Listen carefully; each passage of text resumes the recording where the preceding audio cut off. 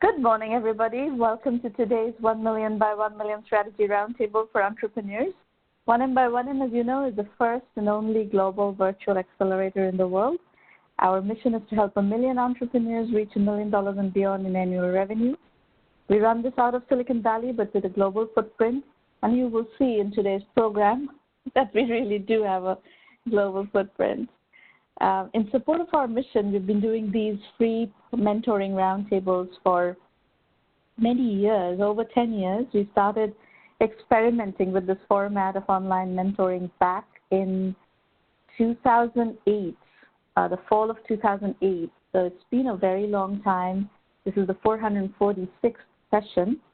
So over 100,000 people have attended these, and it's been a phenomenal experience, phenomenal journey, talking to so many people from so many different parts of the world and understanding what is it that you are doing, what are you experimenting with, what innovations are coming. So every single roundtable recording is available at our YouTube channel, 1M1M Roundtable. So you can look through that, and if you're looking for learning material, it's very good learning material, actually. On Twitter, we are at 1M1M, and that's Romana. Our Twitter handle, hashtag for today, the program is hashtag 1M1M. So if you're live tweeting, please use that. Otherwise, follow us, and we publish a ton of interesting content through that channel. Okay, now this is a roundtable, not a broadcast. So we want you to participate as much as possible. These are the call-in numbers. We will have open call-in a little bit later in the program. So by all means, plan on dialing in and chatting. But in the meantime, the public chat and Q&A are all open. You're very welcome to participate through those. We're going to start today's program with a conversation with Francis Simisim from Original Pitch Venture Capital. And Francis is at an airport in the Philippines currently. So we're going to learn about a different part of the world, a different ecosystem from this conversation with Francis. Welcome to the program. Hi, Sharmana. Thank you so much for the introductions, and apologies for where I am today. And I'm sure no the background we sound are is a very flexible, and we love all these different configurations. People dialing from cars and hotels and, airplanes. It's a dynamic, very, very dynamic community. So we are very, very happy to have you, Francis. So thank you so much. Tell us about yourself as well as about Original Pitch Venture Capital. Let's get to know one another.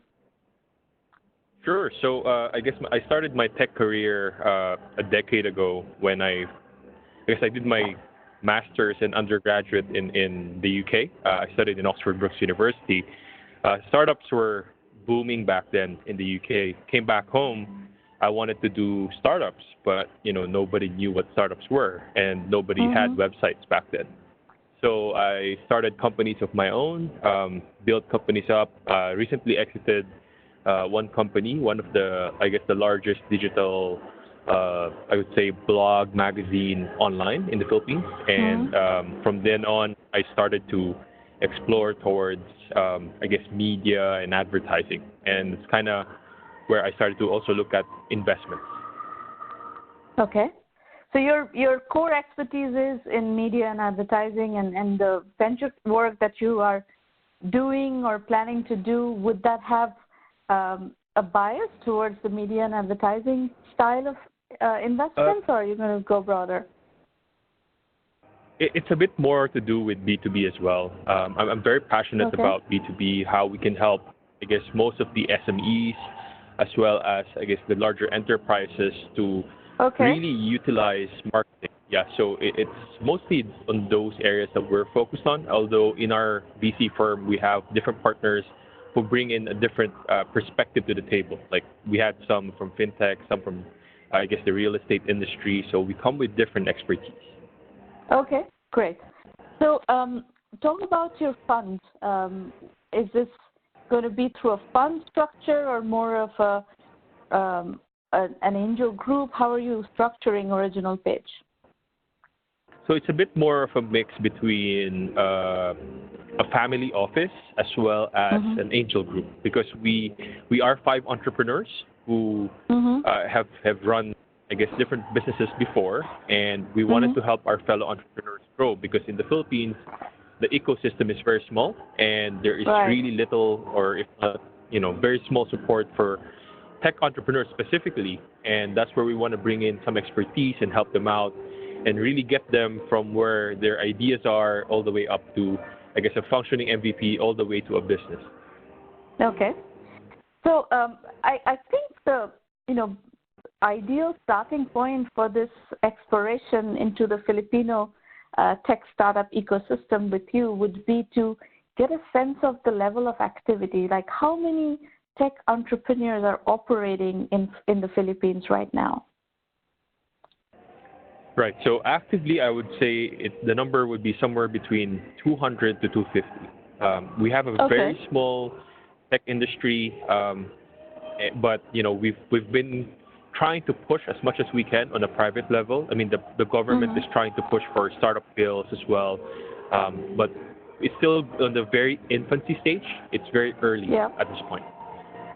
And what are the trends in those 200, 250 companies that are operating? What kinds of businesses are you seeing? I take it that given your role as a VC in a very small ecosystem, you probably know every single one of these companies. That's right. Yeah. So it's a very small ecosystem. We all know each other, and we try to support each other in whatever way we could. Yeah. The industry, initially we started with a lot of copycats. So whatever you guys have in the US, in Silicon Valley, we'll have a copy here. But it kind of progressed. This is what I like about it. It matured a bit. So now looking at our own local problems and trying to solve that with technology, and it's starting to, I guess, diversify towards its own direction, where we start to see more of entrepreneurs focusing on local problems and solving that with their business. Okay, very interesting. So what is an example of a local problem that is a non-copycat, as you call it? We have a term for that we use that is a little bit more elegant than copycat. We call it concept arbitrage. And frankly, I've been very extensively involved in the Indian startup ecosystem right from the very beginning, and I always encourage the concept arbitrage because it's a very good way for entrepreneurs to learn how to be entrepreneurs, how to build businesses, and get things going. And I think that ecosystems develop well when you have a good critical mass of serial entrepreneurs who are learning, and whether they're succeeding or failing, but they're learning through doing. So I think the copycats or the concept arbitrage businesses have a very important role to play in the development of an ecosystem. So I wouldn't dismiss those. Sure, I totally agree with you. I mean, that's kind of how we grew up. We learned that, by just copying doesn't always work. and that's kind of how we figured it out. So just to give you examples, so one of our partners in the firm, he started a company called Accudine. So Accudine is a receivable financing company. So there's a lot of issues on the SMEs here that, we have a lot of receivables that were never paid. And that really gives a lot of issues for majority of the SMEs, and they had to find a way to get financing, and usually they ended up taking loans, which comes with the collateral of the personal side. And that's kind of like one of the local problems we have. On the other hand, myself, I started a company called Socialite. We did, so we put up Wi-Fi in low-income areas, and these are not common in countries like developed countries where you guys have the best infrastructure. Down here, when there is a lack of infrastructure, we're trying to solve things that wouldn't normally seem to be a business, but it's really working out very differently now. Yeah, very interesting. Okay. Give us a few more examples of interesting companies that you see in the pool that look really promising, that you're hoping are going to break out and turn into larger companies. Sure. So there's quite a few companies to mention. So one of our key portfolio is Serve Happy Jobs. So this has been started by an entrepreneur who owned a restaurant and had always had an issue of where to source blue collar jobs and for their restaurants. And she started the whole Serve Happy Jobs to find ways to help the restaurant industry to source talent, and Okay. that's been a key issue here. There's also others, like for example, there's a company called Kumu. It's a live streaming social networking app, and that's also growing and it's blowing up in the Philippines with 1 million users. So Mhm. it's kind of becoming more localized these days. It's not like a copy of something abroad. Some Mhm. concepts may be copied, but not all. Like the whole concept itself has been copied from different things that solves a very specific local issue. Okay. Um, and has any company in the ecosystem broken out a little bit further than others, like maybe achieve a $5 million annual revenue level? Right. So on the 5 million revenue, there's been a few, I would say, that has achieved that. I think the Philippines, because of our currency, very few would reach that status very quickly. That said, though, like we have had exits, for example, like recently we had an exit of a company called Coins.ph. It's an e-wallet app, fintech app here, and they've Mhm. exited through Gojek from Indonesia for $75 million. So, Hmm. we do have some success. Not as Can big you as the talk U.S. like actually? Unicorn. Can you talk a bit Mhm. more about that? What is the business and who acquired the company? What was the rationale for the acquisition, and how long was the company around before the acquisition? Because I think for nascent ecosystems, exit is a huge issue. So if starting to get exits is going to make a big difference in the maturity of the ecosystem. Sure. So I believe Coins.ph is an e-wallet app. It's really solving the unbanked. In the Philippines and especially most of the developing countries, the biggest issue is that most of the population have no bank accounts. Right? And one of the key solutions they built was an e-wallet app that enabled people to open an account with them easily without the Mm-hmm. hassle of documentations and all. And these guys have grew to, last I heard, was 5 million users before they Okay. were acquired. So it's one of the big milestones that they've achieved. They were bought by a regional player named Gojek. So for those that don't know, Gojek used to be a ride-hailing app in Indonesia, but has now expanded to be one of the key tech players in the region of Southeast Asia. So these Uh-huh. guys are in head-to-head with Grab, and Grab is like Uber, but now they're partners now here in Asia. So Gojek is sort of the other guy competing against Grab, and these guys have just acquired Coins for $75 million. So that's a very good segue into a bit of the discussion around what's happening in the region, and how does the Filipino ecosystem interface with the rest of the Southeast Asian ecosystem? Where are the partnerships that you're seeing? And this is a very good example of an Indonesian larger player acquiring a company in the Philippines. What else is happening where you have seen interactions, partnerships, meaningful leverage? Sure. So right now, Philippines is like an island of its own.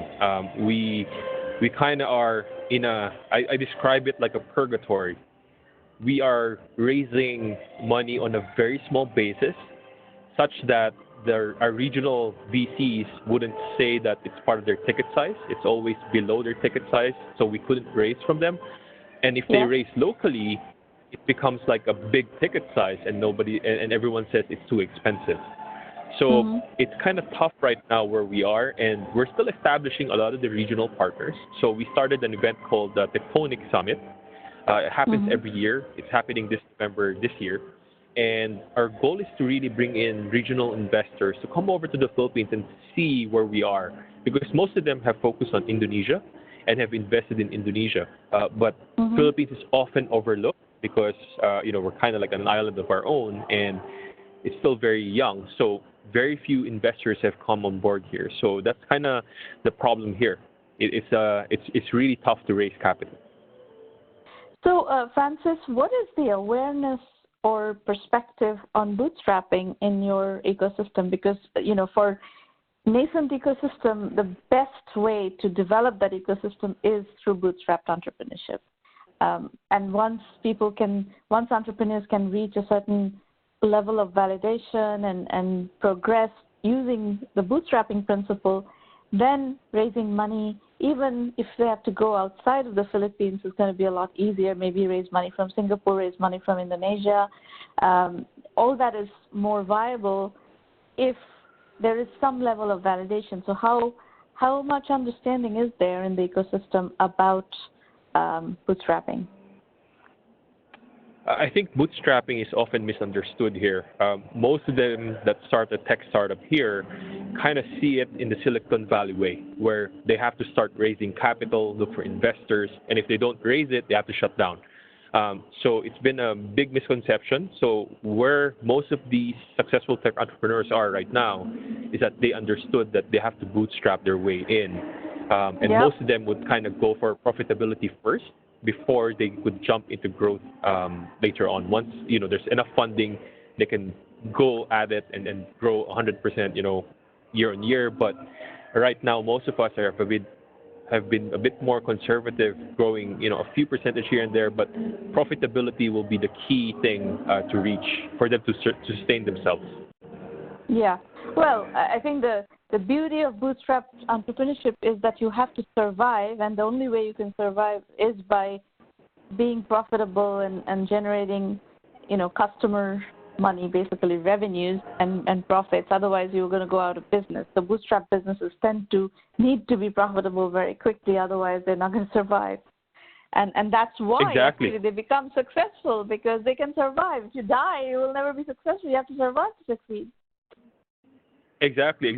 I think that's where you hear the words cockroach startups and how we would survive these situations, because we had to do whatever we could to survive. That's the only way. Investors are not like, there's just a few investors. There's a handful of investors around, and not most of them will invest, and that's the tough part here.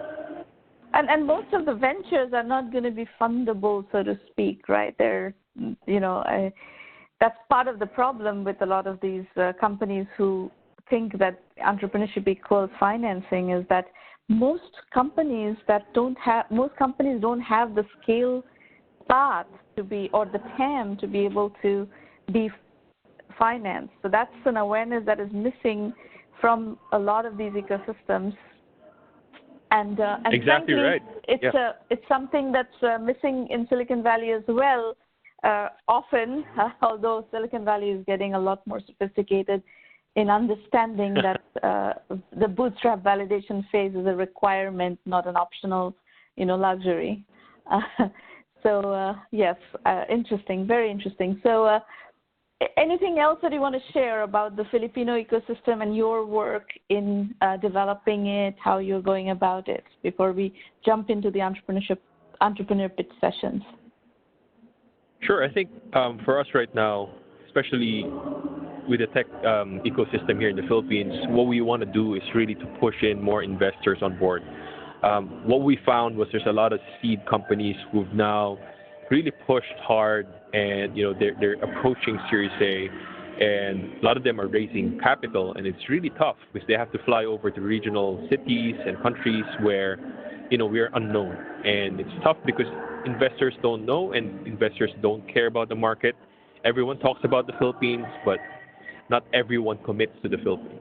So I think soon enough, once we get that support, I think we could really grow the ecosystem. But right now, it's kind of what we have to work on. So that's why we're doing whatever we can. Everyone here does their part. To get awareness. And hopefully soon. Exactly. We all do our events. We all do our different, ways of helping. And we're doing whatever we can. All right. Very good. Well, we wish you all the best. And if you, look at what we are doing, and if there are ways that you would like to collaborate with us, we have lots of different collaborations. You're most welcome to take advantage of the 1 million by 1 million platform to help grow the Filipino ecosystem as well. Sure, yeah, we'd definitely be interested in that. All right. Okay, well, let us look at what entrepreneurs we have here today. Folks, before you start your pitches, I want to set expectations a little bit. This is a working session. It's a safe working session. So do not feel defensive. Do not feel nervous. You can basically bring whatever you want to talk about and whatever issues that you're struggling with, and we will try to, brainstorm about your issues. It's very possible that you might disagree with some feedback that you get today. That's okay. It's your venture. You are going to be deciding on the strategy, listen to the feedback, decide how you want to play your cards, and that's really what entrepreneurship is all about. You play the best you can with the hand of cards that you're holding. Remember one thing, not all businesses can raise money. The thumb rule of traditional venture capital is that VCs are looking to grow a business from 0 to $100 million in 5 to 7 years.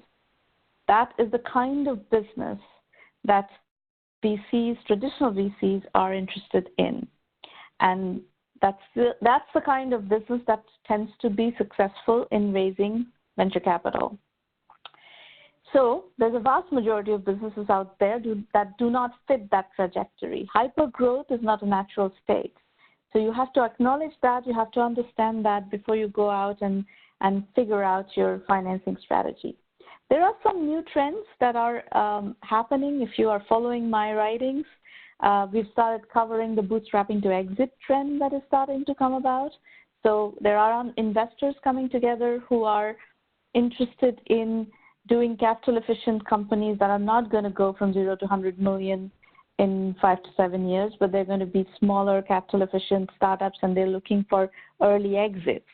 So the truth is, in the technology industry, the vast majority of exits that we see happen in the sub-$50 million exit price range. So if you build a business for $5 to $10 million maximum, and you sell for a sub-$50 million exit price, you can still make good money, good returns on investment. Both the investors and entrepreneurs end up making good money.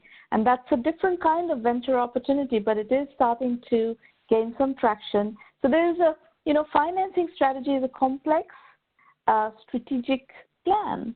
And like everything else, just like customer acquisition strategy is a complex issue. You have to figure out what is the right customer acquisition strategy for your venture.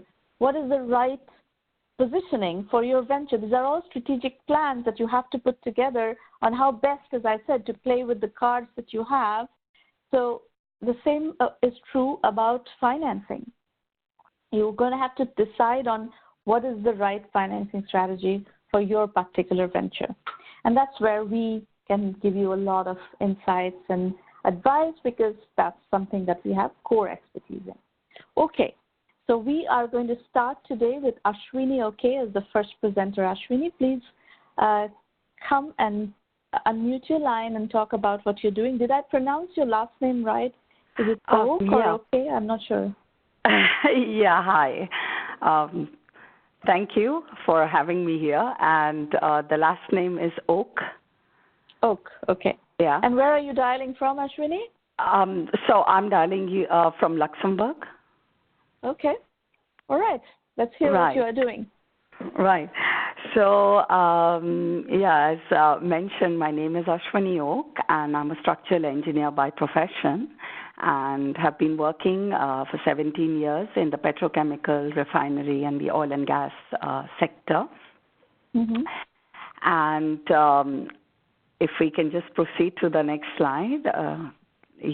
So basically the entire focus is on understanding the pain point for what the engineering sector faces for this market. That is the motivation for me to start Asets-Lux, a company in Luxembourg with its offshore development center in India. And we are essentially developing a cloud-based integrated engineering software for providing a complete end-to-end design that focuses on the oil and gas, petrochemical, refinery, industrial, chemical, and fertilizer industries. Do you have an anchor customer that you are starting this effort with?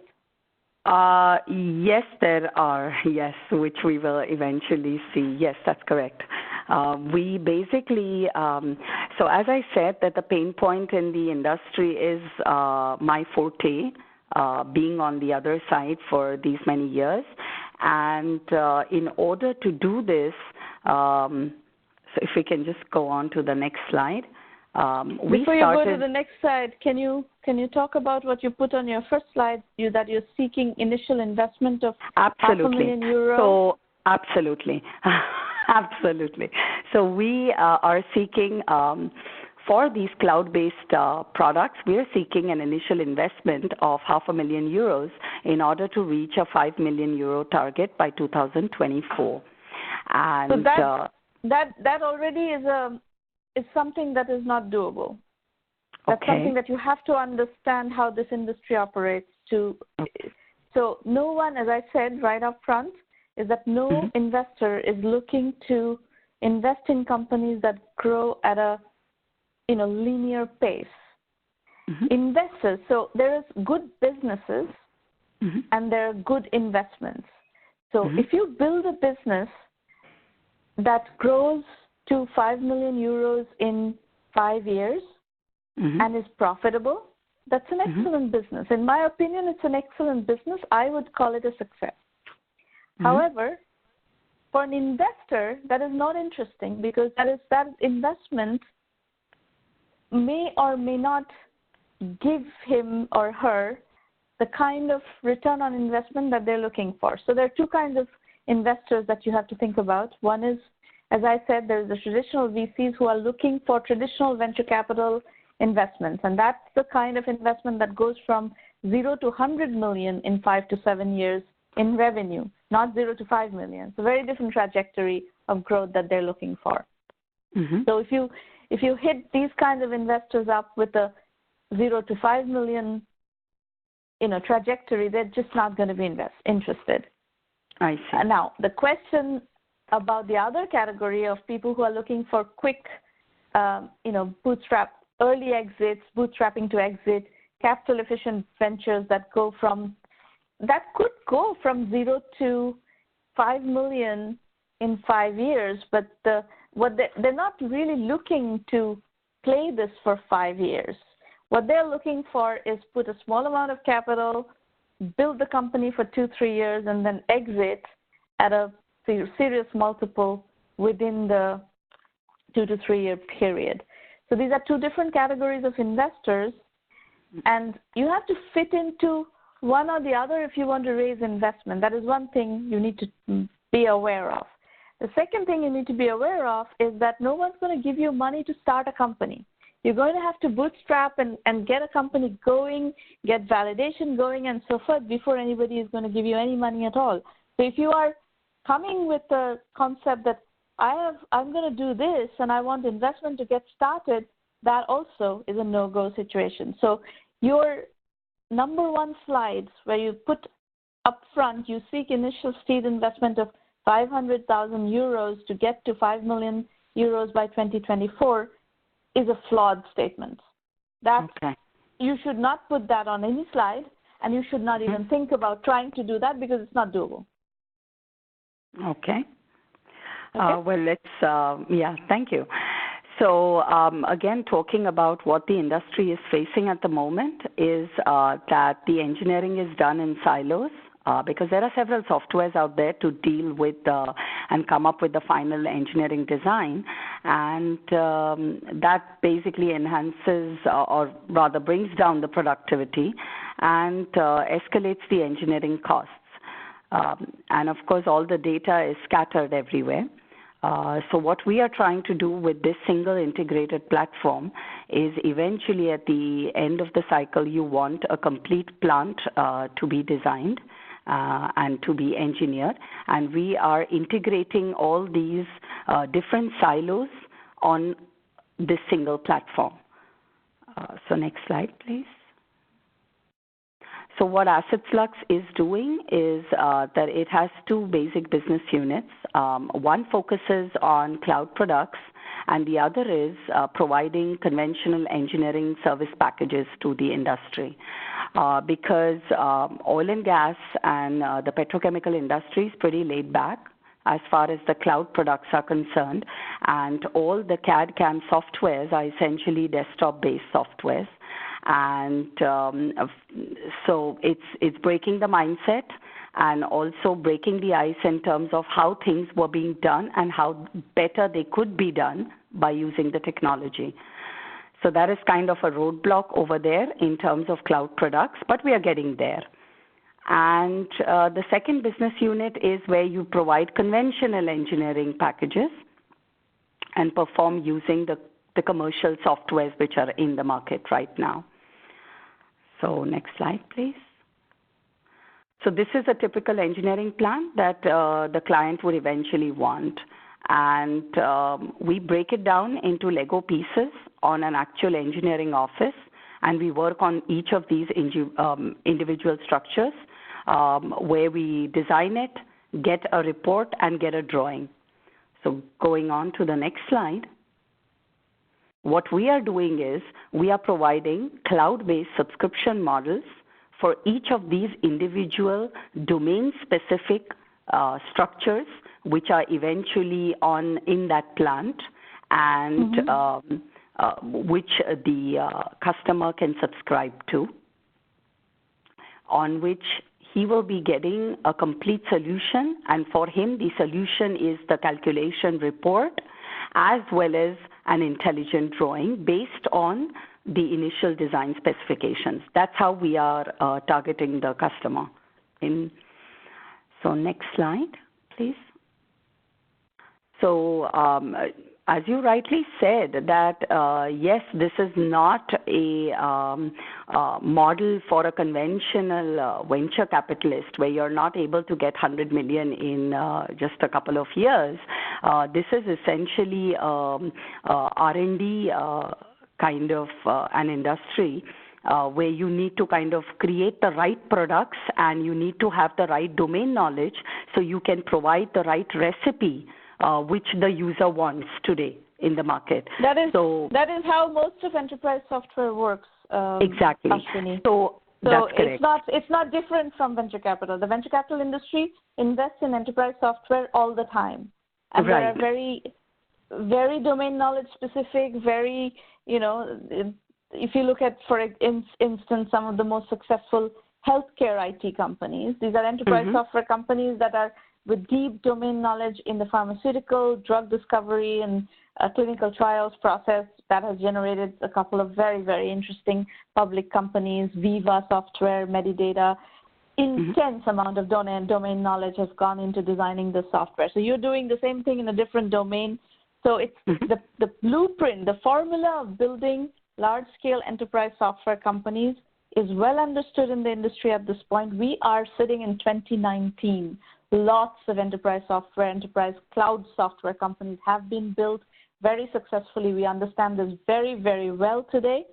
So you are going to, you don't need to reinvent the wheel of how to build these companies. You need to follow the blueprint of how to build these companies and, learn from people who have done it before. Yeah, that's right. But the basics, so getting onto the market promising, as you mentioned again, and slightly away from the slide, when you said that the venture capitalists out there are looking out for multiple rewards in a shorter period of time, I would say that right now our focus is more on the exit strategy part, where it's very domain specific. And it doesn't matter that if the company is acquired by a larger domain, because we are not out here to create that big industry, but we are rather focusing on a very niche issue, and that is what I'm getting into. Even that has its own blueprint. That has also happened, and it has its blueprint of how to build companies like that. So you have to You have to decide how you want to play the market, but you have a lot of learning to do, Ashwini. You have domain knowledge in structural engineering. You need to learn how to build a business, how to build a software company.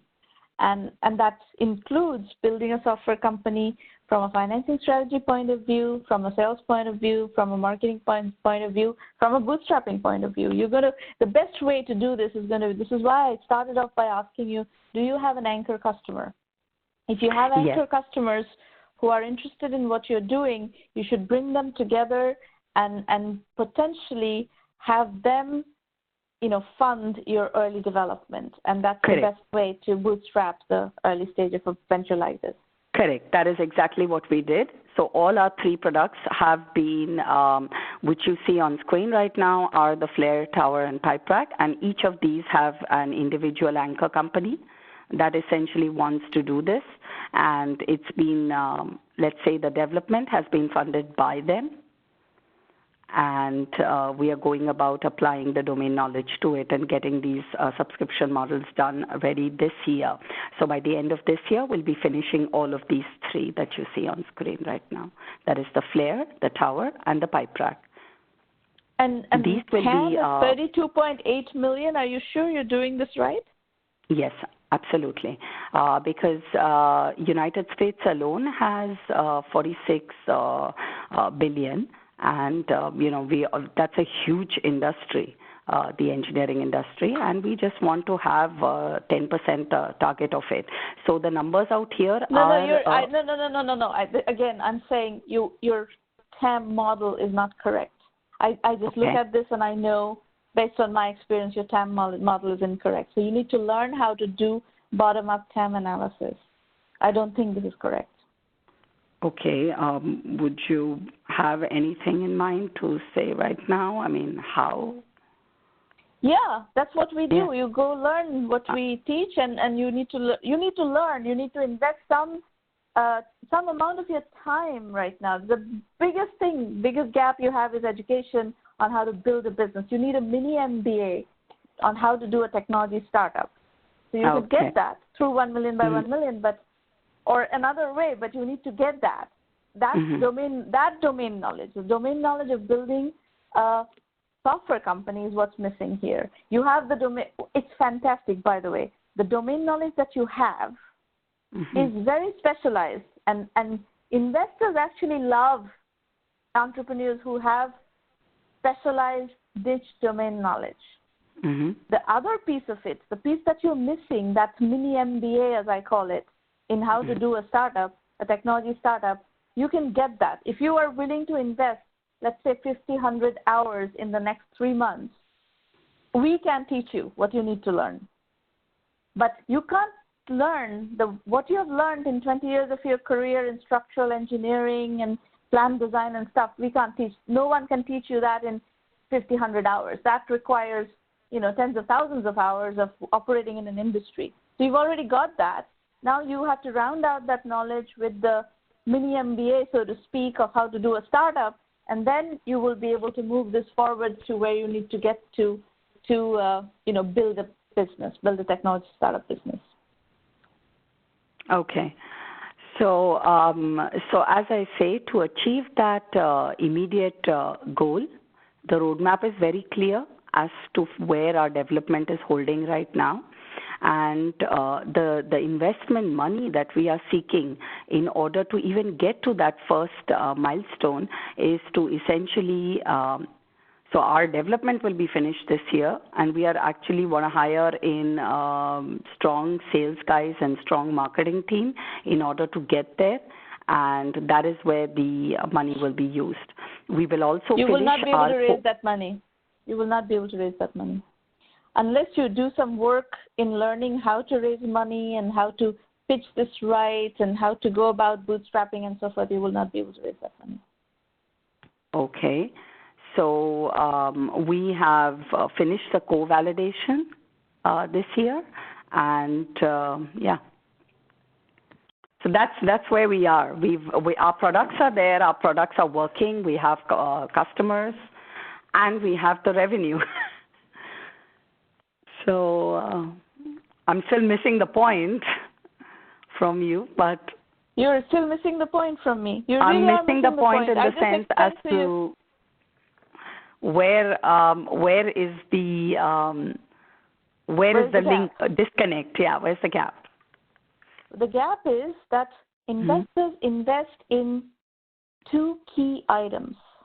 One is TAM. TAM is total available market. Correct. The second is velocity of growth. Velocity of growth, as I said, traditional VCs are looking to go from $0 to $100 million in 5 to 7 years.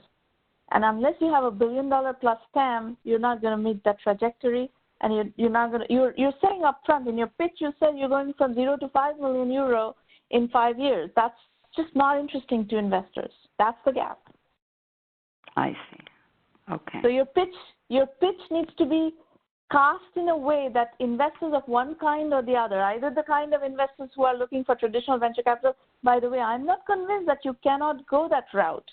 If you do the right kind of TAM modeling and strategic pitch, if you pitch this right, if I were pitching this, if I work with you and if I helped you formulate the pitch, you may have what it takes to raise money from traditional VCs and show the trajectory of $0 to $100 million. I don't know that you cannot do that, but the pitch that you have presented today obviously doesn't have that. And so that segment of investors is out, which leaves the segment that is looking for an early exit, and you haven't really put a TAM forward. Even that requires a TAM, a significant TAM. $32 million TAM is just not going to cut it. So there is lots of work experience. Okay. Yeah, there's a lot of experience that needs to be plugged onto this to repurpose what you have here. What you have here is something very promising. What you have here is immense amount of domain knowledge in a domain that is a big domain. I think you're underestimating TAM big time, by the way. If you knew how to calculate TAM right, I suspect I'm just being conservative out here because one is promising. TAM is not about conservative. Revenue forecast may be about conservatism. TAM needs to be an accurate assessment of what is the scope of the market. Sure. So you don't understand how to calculate TAM. The disconnect is that you have a tremendous knowledge gap on how to build a startup pitch or startup strategy, how to take a product to market. The great news is you've built a piece of software or maybe 3 pieces of software in the course of building 3 pieces of software that you have early customer traction on. That is great news. So we can do a lot with that. In early beginning, we can do a lot with it. Now, if you take what you have there and you apply our domain knowledge of understanding how to build businesses, we can do wonders with this. Oh, really? Okay. Great. All right, Thank you so much. You're very welcome. Just hang around. Let's do the other 2 pitches, and then I will explain to all of you how to use 1M by1M, and maybe if you decide to use 1M by1M as your accelerator, then I can help you straighten this thing, what you need to get there. Okay? All right. Rahul Kulkarni is next. That's right. Yes. Good to meet you. Thank you for having me. You're very welcome. Sure. My name is Rahul. Greetings from Washington, D.C. A little bit about my past. Before I was the CEO of the Sukhi project, I was a consultant for McKinsey. And prior to business strategy, I worked in global public health, where I worked at the UN World Food Program in Ecuador on Ecuadorian and Colombian relationships, as well as I worked for the U.S. government through USAID in Uganda and Kenya, and I've worked on some different startups in Africa as well. Academically, my background is I have an MBA from MIT, and I also have an MPH from Tufts Medical, so I spent a lot of time in Boston academics, as well as I studied clinical psychology at Tufts for undergrad. Okay. So I want to introduce the Sukhi project right here. Sukhi is Sanskrit for the word happiness, and that's exactly what we're trying to promote. And all of these environments that I was working previously, they were more or less a pressure cooker. I myself was having trouble sleeping at night, finding purpose, and everyone I looked at around me was pretty miserable. And so I said, you know what, let's find a therapist. And I found out that it's really hard, especially if you're a person of color. So here at the Sukhi Project, we're dedicated to reducing the stigma around mental distress, but we also want to increase access to support services for all communities of colors. Next slide, please. First, we're going to start, though, with our beachhead market, which is Asian American millennials. So the demographics in the U.S. alone are changing. Right now, it's about half the people in the U.S. are people of color. Yet, when you look at therapists, it's less than 5%. It's a lot of white women. And so if you look at Asian Americans alone, they're the fastest growing demographic in the U.S. with 20 million of them. And not this, they're very successful. They are the most educated. They are the most successful financially, but that success comes at a price. And so about 7 million right now of just Asian Americans are demonstrating depressive symptoms. And if you really look at millennials alone, just in the past few years, there's been a 50% increase of diagnosis of depression. So this is a huge deal, and if you ask any university, you're going to find out that's the case. In fact, Yale University just did a study last year that said for their students, about half of them will experience some type of anxiety disorder during their time on campus. Next slide. And so there's a very much unmet need right now. We did our own kind of validation internally. We did 50 different interviewers with Asian American millennials, and about 95% of them said they had a strong preference for some type of therapist that was at least a person of color. Most of them wanted them to be Asian. Yet right now, there's a lot of mental health apps and meditation apps and therapy apps that are booming right now. The wellness industry is huge, yet none of them are culturally specific. My secret hunch is it's a bunch of white tech bros in Silicon Valley who just haven't noticed this need yet. And so as I'm talking about, it's 1/3 of all Asian Americans are facing depressive symptoms right now. So that's a huge thing. And there's a big underutilization in Asian Americans with about 9%, which is about half of what the general public uses in terms of wellness. And there is a social mission behind this company. Like all the work I do, I need to find it meaningful. Right now, Asian women are one of the most at-risk demographics for suicide, the number 2 leading cause of death for Asian American women. Next slide. So let's talk about what we're doing here at the Sukhi Project. We call it our 3 C's: connection, community, and content. Connection-wise, we have 2 main things. We have algorithmic-driven matchmaking. So we have the biggest database of Asian providers. And a provider we categorize as either a therapist, a life coach, or a non-traditional wellness provider. That includes people who do Reiki, acupuncture, things like that. So people come to us looking for different specifications, language requirements, insurance requirements, geographic requirements. We put that all through our nested if statements. We find them the right match. We've also partnered with a teletherapy company, so we have a HIPAA secure platform where you can see a therapist through your computer or through your telephone. Next, we're all about community building. That's both online and offline. Right now, we think there's this big epidemic of loneliness, and this isolation it's really exacerbating the situation right now. So what we do is we have these digital talk circles, which are online groups that are moderated by one of our counselors. In addition to that, we also have lots of live meetups where people can build community with like-minded people. And finally, we produce and we curate a lot of content. We just had an article that came out last week in Brown Girl magazine, which has 45,000 subscribers. A couple million people watch that magazine every year, about just what mental health is within the South Asian community. We've partnered with gurus and yogis to create guided meditations, create articles. Just within launching, we got a few thousand members on our mailing list. Next slide, please. So the traction that we've had so far, we've been around for about 6 months, and we're just finishing up our pilot right now. It was a 6-week pilot here in Washington, D.C. So we have an MVP out on the market. You can check it out at thesukhiproject.com, where people are making mass requests every single day. We have a mailing list. Within that 6 months, we've already gotten a few thousand members that includes influencers, yogis, gurus, providers.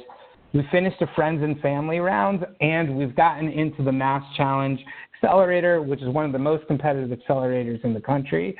At the end of that accelerator in October, we plan on doing a seed round for about $250,000, as well as we've secured a HIPAA teletherapy partner out in Seattle called Clocktree. So the technology has already been built on the telemedicine front.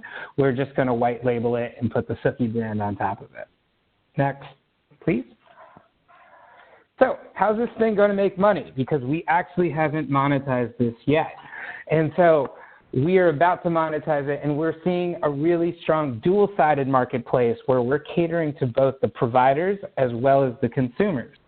And so on the consumer level, we have a tiered membership model, which includes some of it is just, hey, I want access to these services, these digital talk circles, these guided meditations, and that's a monthly fee. And we're thinking all the way up to about $250 a month, where you're getting your therapy sessions through us, and we're just taking a percentage, just like Uber takes a percentage of each car ride.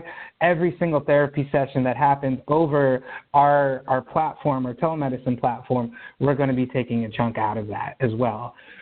Then on the provider side, we're thinking just like Psychology Today or other sites that list different providers, we'll charge our providers a monthly fee just to be part of our database and get the benefit of new customers if they have the bandwidth, as well as some of the other services we provide, like helping them with their online profiles, giving them headshots, things like that. Next slide. So what is your assumption in terms of what is generating the bulk of the revenue of this business? Is it the telemedicine portion that is building the business? No, so we're actually thinking the bulk. So are you... it's a marketplace model, right? You want to bring in psychologists who want to provide counseling through your network, and that's really what's the primary business model? So we help psychologists who also don't want to do teletherapy by giving them new clients. So if they just say they're out in Oakland and they want to. I understand that. Right. I got that. I got that. But your primary You're saying what's business the bulk? model. Right. What is your primary business model? Absolutely. We think most of the money initially will be B2C, where we're going to be getting people paying us probably the lowest of the subscription packages to just have access to our talk circles, as well as matches to find therapists. And ultimately, what we want to go to is a B2B2C model where we're already engaging with universities and employers that we want them to be part of their employer wellness programs to be added on as a benefit. So when we can go to Amazon and say, we know half of your employees are Asian and they're all really stressed out, we can help reduce their burnout rate, increase their employee sustainability by giving them culturally tailored services. And so that's ultimately where we're going. You want corporations to pay subscriptions on behalf of their employees as an employee wellness project? Absolutely, yeah. So that's the primary business model hypothesis then? Yes, exactly. That's where we want to go. First thing we want to do, though, is build up traction within the consumers themselves and build a model that we're testing that really works, and that the metrics are telling us that we're doing great with consumer responses and experience. You want to validate that your model works before you want to bring the corporate side in. But your long-term, the business is the corporate wellness business is what you're building here. Yes. It's partially corporate wellness, but like we're also thinking we have to figure out who exactly the major contracts we're going to. They could be going to providers. It could be going to universities for their students to be having access to this as well. We're doing a study with Rutgers in the fall. We've already been working with GW on this. And so there's a few potential major industries that could be interested in this. Okay. So that should be in the pitch because, you know, if you're trying to talk to investors and you said that in a few months you want to do an investment round, investors are interested in the, you know, vision and everything, but ultimately investors need to know how are you going to make money. And is this something that is going to scale at a hyper-growth pace or not? And what is the core assumption, core thesis on core investment thesis, essentially, is what they're looking for. Yeah, no, normally we have a much longer deck, but it said 5-minute pitch, so I took out our financial forecast, our business models, and things like that. You don't need to put a financial forecast. You don't need to put a business, but you do need to put an investment thesis. Even in a 2-minute deck or a 1-minute deck, that is a slide that needs to be there. Perfect. Got it. Okay. And so, yeah, absolutely. And some questions. So what do you need help with? Yeah, absolutely. Next slide, please. Questions on our minds. One is, what is the best way to have our monetization strategy? The other one is, do we need one product to start? We always have the mentality we want to be the best at one thing rather than all right at a few things. And so this whole talk circles versus teletherapy, do we need to pick one?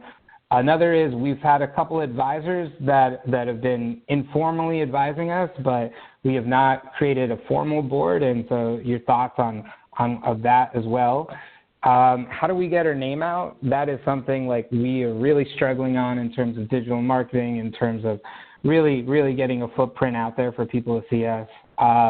Ways to reduce cultural stigma, that's going to be one of our biggest barriers, is especially with communities of color, is how do we get people to see this as something that's a tool and recreate the narrative as this is not something you're showcasing vulnerability, but this is rather something, a muscle just like you go to the gym that you would be using, but it's your brain.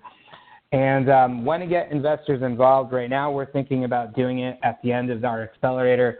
We've held off on any investment right now, but thinking through what's the right time for money and how much money we're going to need is something we're also very open to hear your opinion on.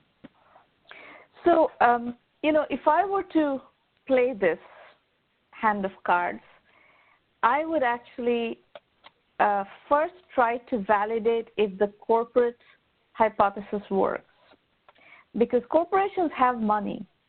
And if the question I would go ask corporate HR, and let's say, we have a very standard B2B validation model. We basically recommend our companies to go talk to 5, 10, 25, 50, 100 right people in the right kind of businesses that are likely to buy your product. So I would go talk to corporate HR and ask if this is a problem that they are seeing in their audience.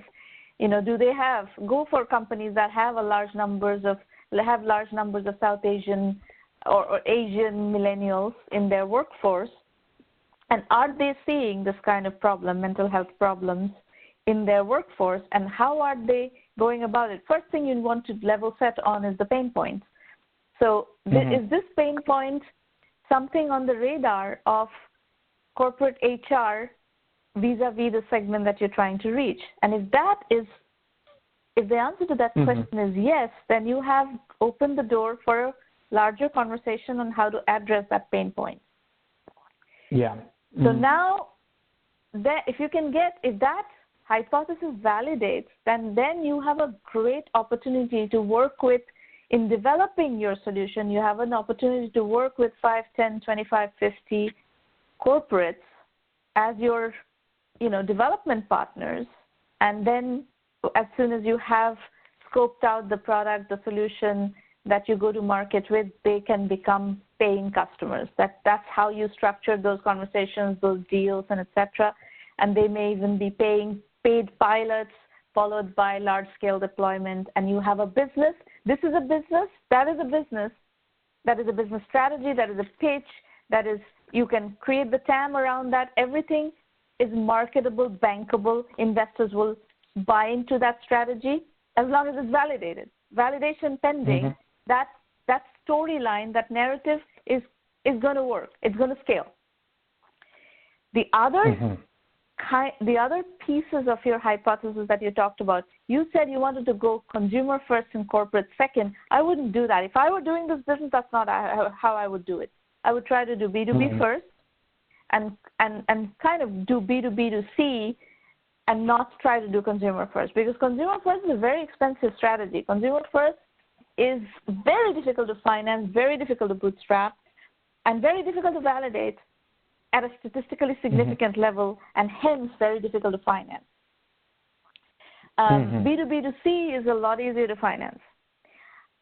So that's, those are kind of, I'm answering your questions on this slide in a bit of a collective way.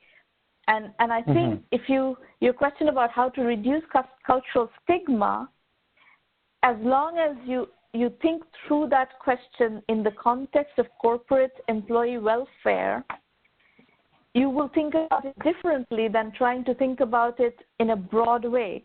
How to get your name out? Well, if this is a corporate offering from a corporate brand, they're going to be offering it to their customer base. So your name will be out there because the corporation will be offering it as a human resources benefit. So you take out all of these problems, all of these marketing challenges, all of these, ways of how things that are roadblocks on your way if you go this route, the B2B to C route and the corporate HR route. So I would say the first thing I would do is try to validate that one. If it doesn't validate, then you have to come back to the drawing board and think about another strategy. But my first go-to point would be the corporate welfare route, because I suspect the corporations are struggling with all this. The universities are also struggling with all this, by the way. I agree with you. I used to live in Seattle, and Microsoft, during my time there, they doubled down on their mental health benefits and things like that. There you go. So the corporations are aware, so if you can plug into that awareness and plug into that, the fact that they're seeking solutions to these problems, you may have the fastest go-to-market strategy through that channel. The universities are also struggling with this. I know this, and I think you know this, and a lot of discussions are happening. So the other hypothesis could be that you validate with 50 universities and go the route of universities, and then your investment thesis becomes the university investment thesis. But those are two different businesses. I don't think you can do all of them. You have to pick which one you want to do and which one validates, which one gives you the fastest go-to-market strategy. And then you decide on which investors are going to be the right investors to approach. Absolutely. And then you also decide who will be the right board members, depending on which business you're building. If you're building a university-facing business, then you want people who are, experts in the university student welfare, dean of students. Maybe on your board you want to get a dean of students of a large university. If you're doing the corporate route, then you want to get, somebody who is a corporate HR welfare guru, and they're entrepreneurs who have specific expertise in that, who have been successful in that. You go after some people like that as your board members. So what is the composition of your board will depend on what is the business that you're building. Absolutely. Okay? Yeah, absolutely. We were thinking more so like getting the Deepak Chopras of the world like on board and things like that. I wouldn't do that. I wouldn't do that. I think you need to de-emphasize the gurus and kind of stuff, because I think you want to emphasize more of a scientific way of dealing with depression as opposed to this guru way of doing it. So there are a lot of charlatans in that guru world. Yeah. And that, absolutely. I think you need to stay a million miles away from that whole positioning that we are this foo-foo guru kind of marketplace, and that's just not going to cut it. Yeah, no, everything we do is clinically based, scientifically proven, and that's why we've been doing studies and things like that to Deepak help Chopra is not scientifically based. Yeah, that's true. Okay, well, I hope that was helpful. Yeah, no, that was. Thank you so much. You're very welcome. All right, Leo, you are up next. Is Leo on the call? I don't see Leo. I am. Maureen? Yeah. You are. Yeah, okay, great. Go ahead. Hey, hello. Well, thank you very much for for the opportunity here. I really appreciate it. Is that you on the slide, Leo? I am, yes. All right. It was a stage, the photo, of course, and it's sort of funny. So yeah. Yeah, nice photo. All right, tell us what you're doing. What are you doing? Okay.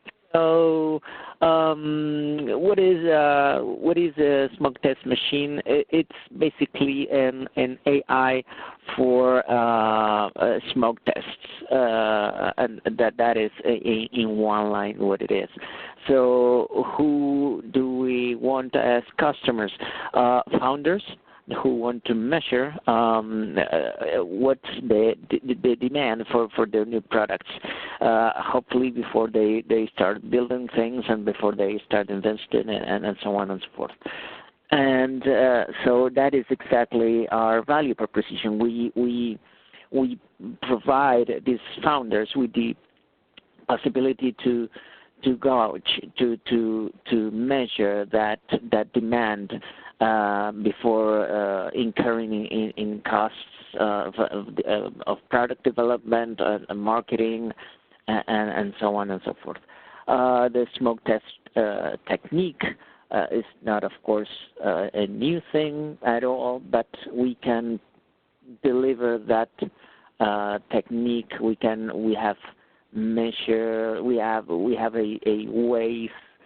have ways to make it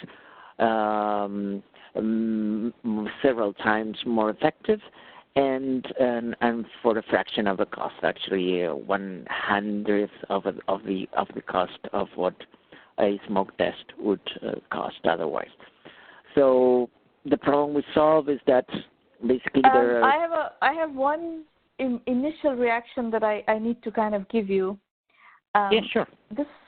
The analogy that you're using of smoke tests is a little bit uncomfortable for me, because it's, you start this presentation, smoke test machine, it takes me off in a different direction. I mean, it took me 3 minutes already to figure out that I was thinking you're doing something to do with smoke tests.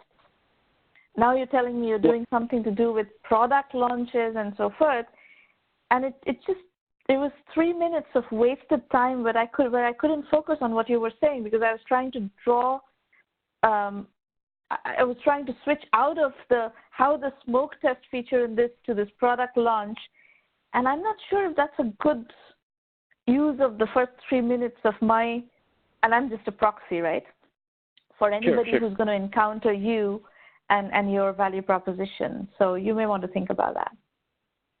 Okay, interesting. So you think it drives you in the direction of a technical, the technical smoke test? Yeah, exactly. Okay. I was trying to figure out, how do you do smoke tests using AI and so forth? So I spent 3 minutes trying to work that out. In the meantime, you were talking, so what you were absorbing what you're saying, I am processing something that's, in parallel, and the two to converge, it just ate up 3 minutes of my mental space. That was, I think, a wastage of time by way of this presentation. Okay, interesting. Thank you. Okay, so the problem we solve is that you're hearing that. Hang on 1 second. You're hearing that, I think, in the audience as well. So, audience, can you react to what the feedback that I just gave Leo? Did you experience that same thing as Leo was talking the first few minutes?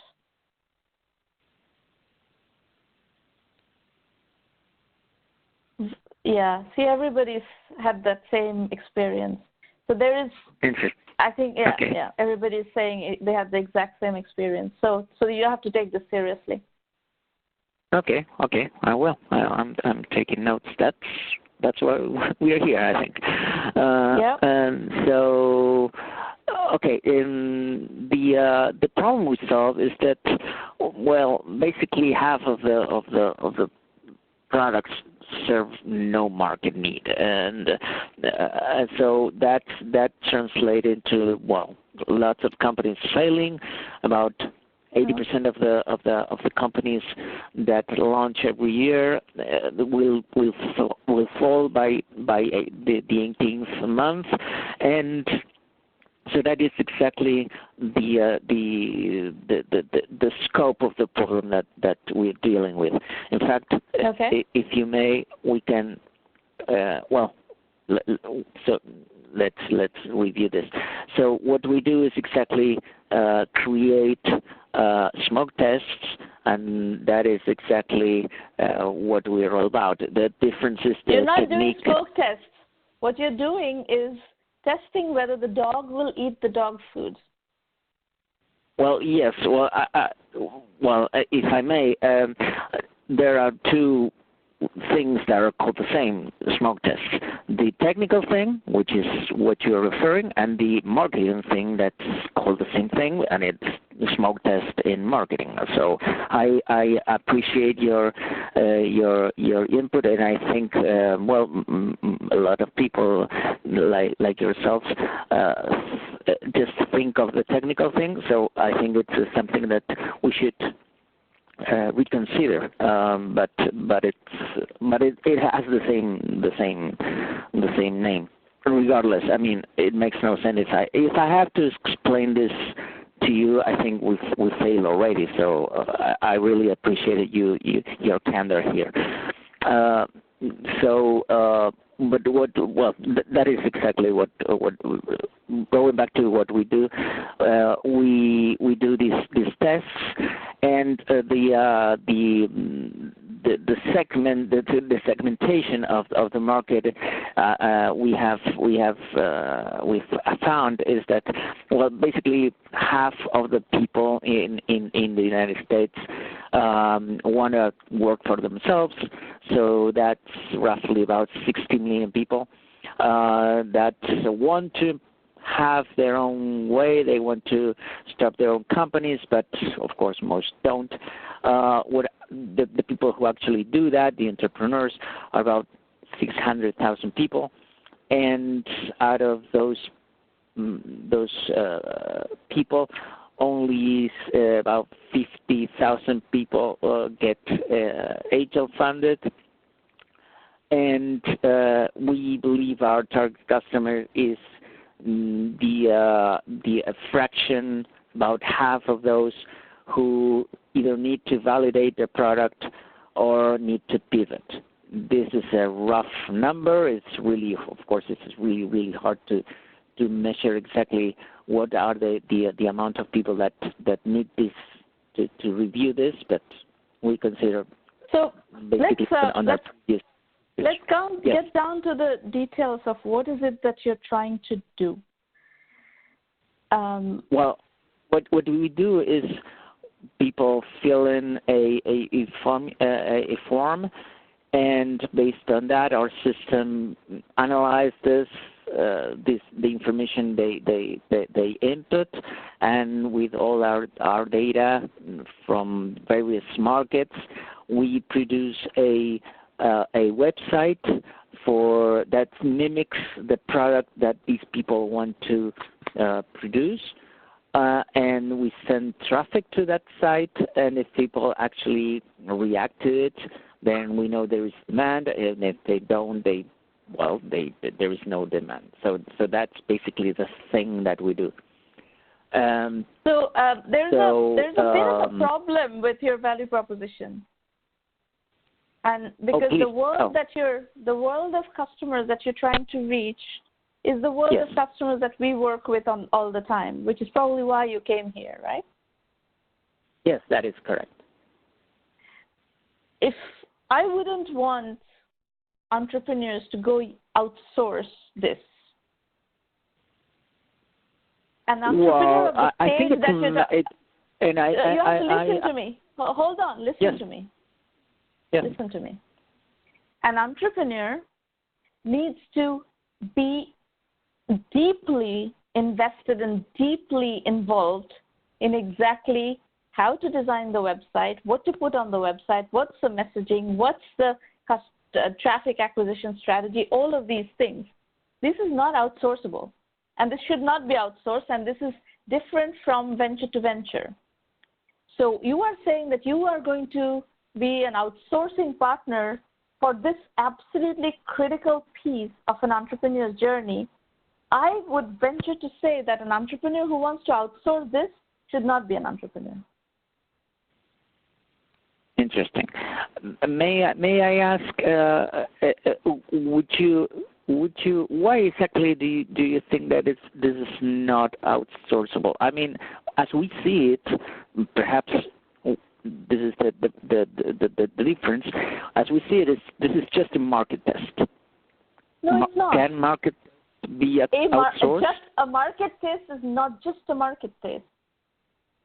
For an entrepreneur, finding a product market fit is the whole journey, and it sometimes takes 2 years, 3 years to get to product market fit. And you're saying that you call that just a market test. That's a completely, it's complete misunderstanding of what that early journey of seeking product market fit for an entrepreneur is. It's a gross underestimation of what is involved. It is a gross underestimation of the gravity and the seriousness of what it is to seek product market fit and find product market fit. And I absolutely 100% believe that it is not outsourceable. It should not be outsourced. Okay. Interesting. So hence, the premise of your business, I think, is just wrong. Okay. You shouldn't be in this business if you ask me for advice. Okay. Okay. Well, that's a problem for us. It is a problem, yes. Yeah. Well, so I would take your skill set. I would take your skill set and try to do a different business that really has good, product market fit. This, what you're planning to do, what you're trying to do, I think will not find product market fit. Okay. Well, okay. Where do you have any ideas that should in order to redirect this? Well, I don't know you, so it's hard for me to give you direct pointers of. I kind of need to understand what your skill set really is, and how to apply that skill set. So it's not fair for me to give you pointers because a good business that you decide to spend 5, 7, 10, 20 years of your life on is something that has to have product market fit, but it also has to have entrepreneur market fit. So what is your unfair advantage? Who are you? What is it that you do better than anybody else? What is it that you know better than anybody else? Where do you have specific domain knowledge that you can point to a problem to solve where you bring something exceptional into? Like if you look at my career, I have been doing 1Mby1M for almost a decade. And it's something that I have a unique skill set in doing. Not many people can do what I do because they don't have that unique skill set. So it's a product. Obviously, there's product market fit. Nothing lasts a decade unless there is some level of product market fit. So we have built a profitable business by applying a certain solution to a problem, which is entrepreneurs looking for early stage entrepreneurs, first time entrepreneurs looking for help in how to get their businesses off the ground and how to grow their businesses. That's a problem domain where I have something of an unfair advantage to bring to. So you need to think about your own skill set and your own, what you bring to the table, and find a problem to solve that really takes advantage of your unfair advantage. So I know I didn't answer your question directly on go do this, because it's not right for me to answer you that way. I think I gave you, though, a framework of how to think about what problem to solve. Oh, well, thank you very much for your candor again and the opportunity. You're very welcome. You're very welcome. All right. Well, folks, as you can see, I don't mince my words. I am on your side. I don't want you to spend 5 to 7 years chasing something, an idea that doesn't have the potential to achieve product market fit and give you a satisfying, fulfilling entrepreneurial journey. So given that is my objective, that is the objective of the 1 million by 1 million program and the team, our strategy is to be very candid with you, but also very constructive. We want you to succeed. We're on your side. We want you to feel safe in discussing your challenges. So this is a platform for people who have appetite for that kind of candor and that on the receiving end, that kind of feedback.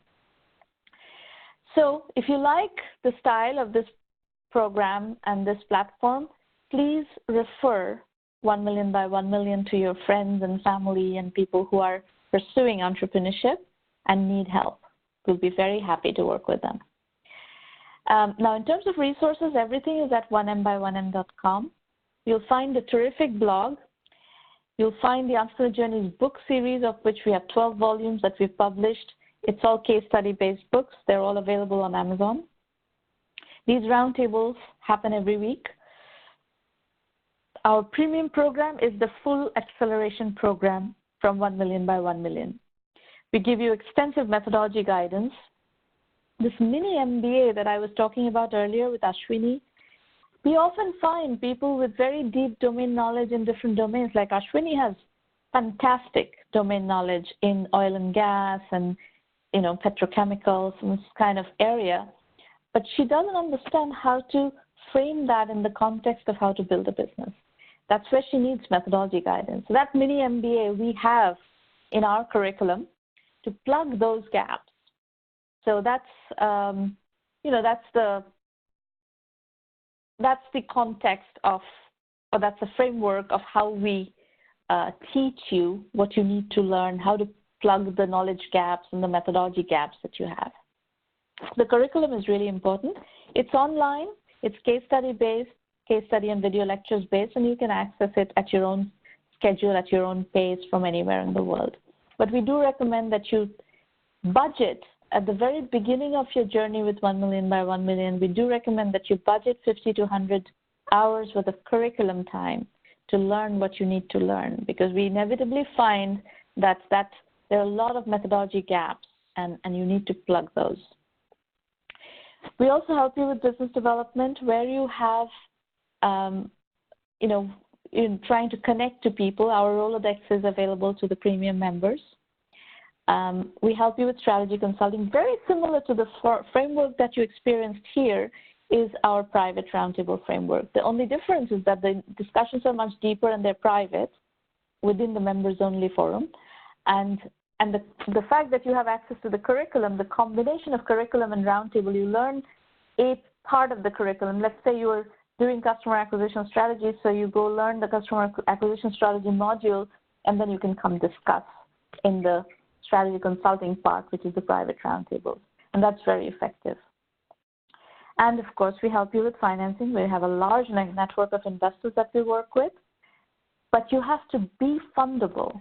We're not going to send you randomly. We're not a router that receives packets and sends them over to investors. That's not how we work. We will need to help you become fundable. We will, once we're convinced that you are at a point where investors would at least look at your idea and consider you as a potential investment, then we will introduce you to the investors. And then we have a lot of clout in the media, so we do help you get the word out. Go to the 1M by 1M self-assessment on the website. and go through these questions. This is a strategic planning questionnaire.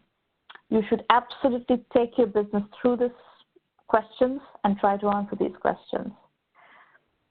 If you get stuck on methodology points, you could also do 1M1M Basic, which is our curriculum only option. That's just $99 a month.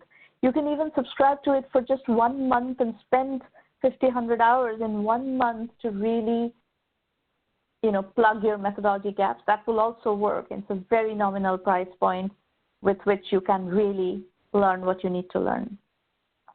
So go through the website, figure out how you want to use the platform and, for your education, for your acceleration purpose, and see if this is the program for you. It is self-learning program assisted by the roundtables. So that's, all very, very transparent, but it does require a lot of rigor on your part, a lot of self-discipline, a lot of self-study on your part to really seriously learn what we are here to teach you. There's a deep description of the curriculum. It's a case study-based curriculum. Over 1,000 entrepreneurs have participated in building this curriculum. That includes all of their journeys. This is 100+ unicorn entrepreneurs, 400+ venture-funded companies, another 400+ bootstrap companies. And we synthesize their lessons and really give you a platform where you can stand on the shoulders of over 1,000 successful entrepreneurs. Our methodology is lean, capital-efficient bootstrap startups. The philosophy is bootstrap first, raise money later. And that's pretty much it. So we have 2 more free roundtables this month. Then all of July, every week we have free roundtables, except I think the 4th of, I don't remember what the 4th of July day is this time, but in any case, we have lots of roundtables coming up. We also have the in-person rendezvous in Menlo Park at Cafe Boroni. So if you're in Silicon Valley or you're visiting Silicon Valley from somewhere, you're very welcome to come to these rendezvous and meet me. We had one last night. It was wonderful. So, yeah, lots of ways to use this platform. If you have any questions, now is a good time to ask.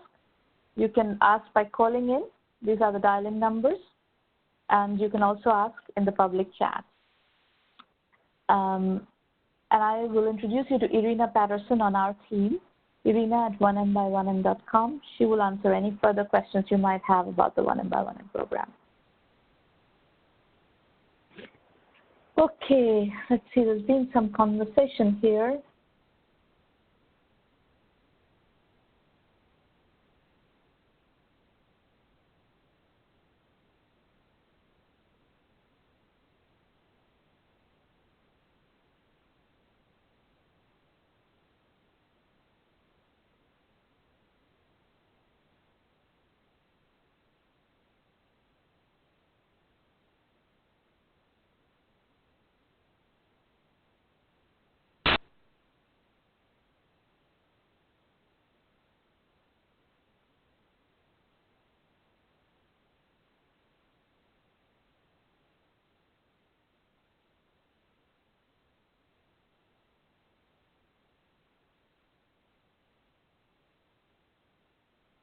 I'm just going through the stuff that have come up here. So does anybody have any questions?